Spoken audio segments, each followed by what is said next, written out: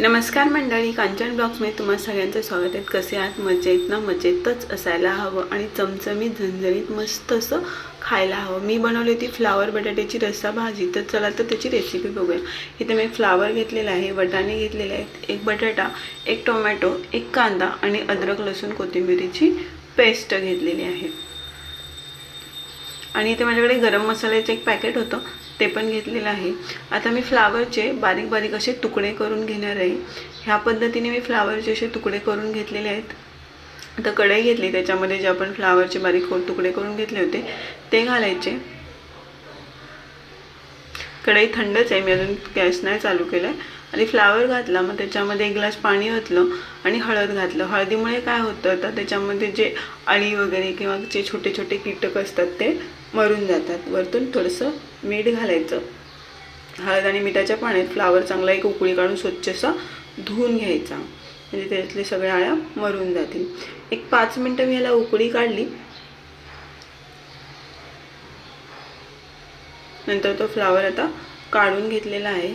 तुम्ही जर कांचन चव्हाण ब्लॉग्स या चॅनल नवीन असाल तर शेअर करा, सबस्क्राइब करायला अजिबात विसरू नका आणि बेल आयकॉन दाबायला विसरू नका, म्हणजे जेव्हा नवीन व्हिडिओ अपलोड होईल तेव्हा त्याचं नोटिफिकेशन सगळ्यात अगोदर तुम्हाला येईल।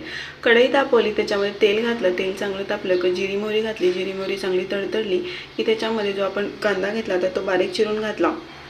कांदा चांगला लाल होईपर्यंत परतून घेतला। कांदा चांगला लाल झाला की त्याच्यामध्ये अद्रक लसूण आणि कोथिंबीरचं पेस्ट घालून घेतली। ती पण सगळीकडे अशी मस्त अशी मिक्स करून घेतली।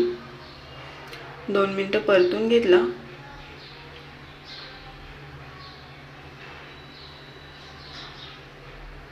नंतर जो एक टोमॅटो होता त्यातला मी अर्धा टोमॅटो घालते फक्त। तो टोमॅटो पण चांगला मिक्स करून घेतला।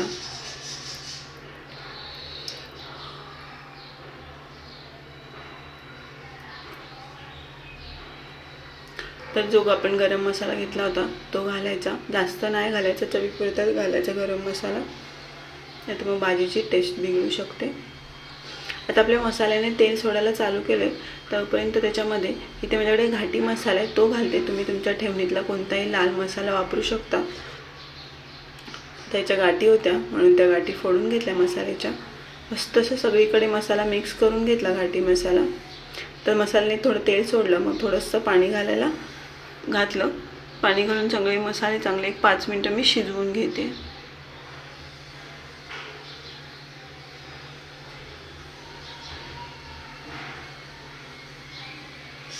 बघा आता मसाल्याने मस्त असं तेल सोडलेलं आहे, किती छान तर्री दिसायलेली आहे, बघू शकता। आता जो आपण फ्लावर हळदीच्या पाण्यात धुवून घेतला होता तो घालून घ्यायचा।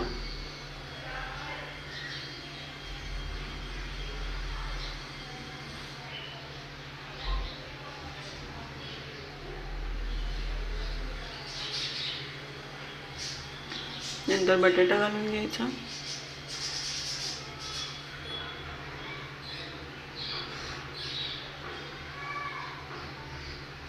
आणि आता मी इथे माझ्याकडे ओले मटार आहेत ते घालून घेते। मस्त असं मटर आणि फ्लावर सगळीकडे मिक्स करून घेतला। चवीपुरतं मीठ घातलं, मीठ पण सगळीकडे मिक्स करून घेतलं।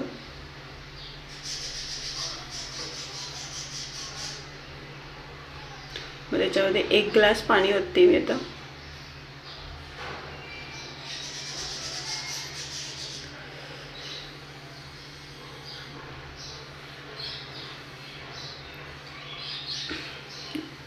दहा मिनिटं झालेले आहेत। मी 10 मिनिटं एक उकळी काढून घेतली। नंतर त्याच्यामध्ये शेंगदाण्याचं कूट घालते। कूट पण सगळीकडे असं मिक्स करून घेते। कूट घातल्यानंतर परत एक 5 मिनिटं भाजी शिजवून घेतली। वरतून बारीक चिरलेली कोथिंबीर घालायची गार्निशिंगसाठी। तयार झाली फ्लावर बटाटा आणि वाटाण्याची रस्सा भाजी। जर लग्नाच्या पंक्तीत असे सेम तशी लागते, नक्की ट्राय करून बघा। चॅनलला नवीन असाल तर शेअर करा, सबस्क्राइब करायला अजिबात विसरू नका आणि बेल आयकॉन दाबा, म्हणजे जेव्हा नवीन व्हिडिओ अपलोड होईल तेव्हा सगळ्यात आधी तुम्हाला त्याचं नोटिफिकेशन येईल। धन्यवाद।